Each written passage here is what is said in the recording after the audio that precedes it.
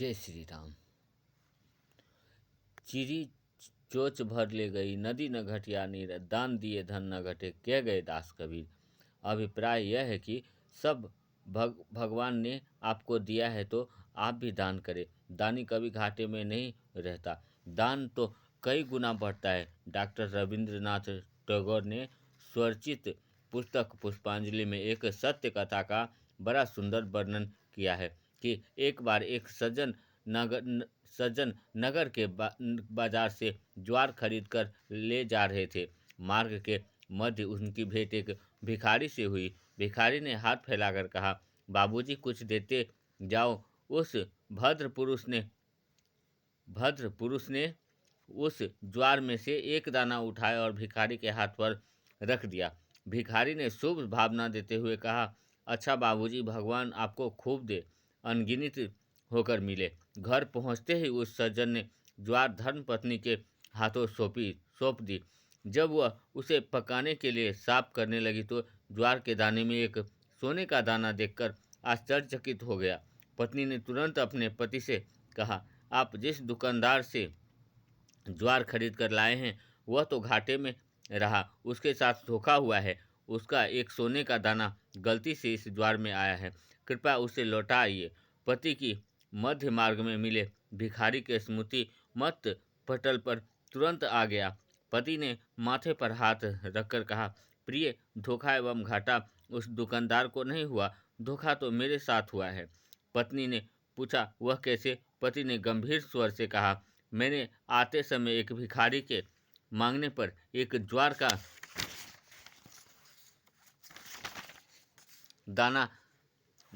दान में दे दिया था। उसे ही भगवान ने सोने में परिवर्तित कर दिया है। यदि मुट्ठी भर दे देता तो आज हमारी दरिद्रता दूर हो जाती। अतः जब दान देने का सुअवसर मिले तो दिल खोलकर उदारतापूर्वक दे।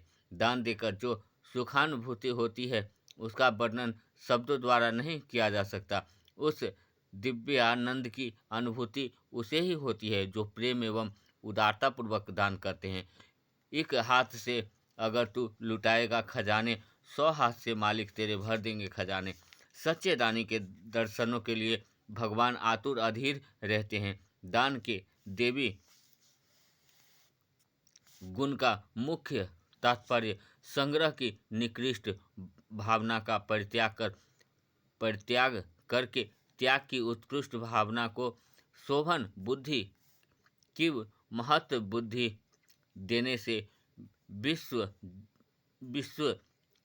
जनीन दिव्य गीता दर्शन स्थान स्थान पर परिग्रह मात्र को निंदा करते हुए उसे त्यागने की शुभ मंत्रणा और दान जैसे उत्तम गुणों को जीवन में उतारने की मंगलकारी प्रेरणा दी है।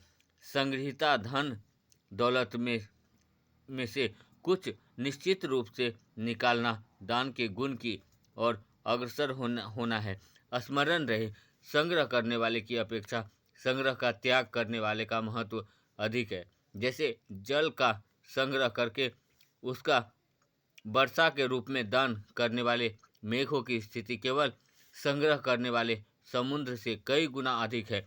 मेघ अपनी दान वृत्ति के कारण गणना में उच्च स्थान प्राप्त करते हैं और समुद्र की स्थिति अपनी संग्रह वृत्ति से नीचे अर्थात निंदनीय हैं। बादल ऊपर आकाश में मंडराते हैं और समुद्र नीचे ही पड़ा रहता है।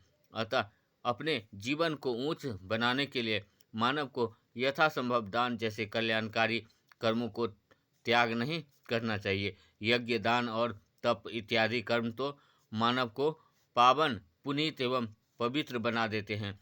अकारण करुणा बरुनालय भगवान अपनी अलौकिक वाणी श्री गीता जी में स्वयं कहते हैं, अर्थात यज्ञ, दान और तप रूप कर्म त्याग करने के योग्य नहीं है, बल्कि वे तो आवश्यक हैं, क्योंकि यज्ञ, दान और तप ये तीनों ही कर्म बुद्धिमान पुरुषों को पवित्र करते हैं। जय सिया राम।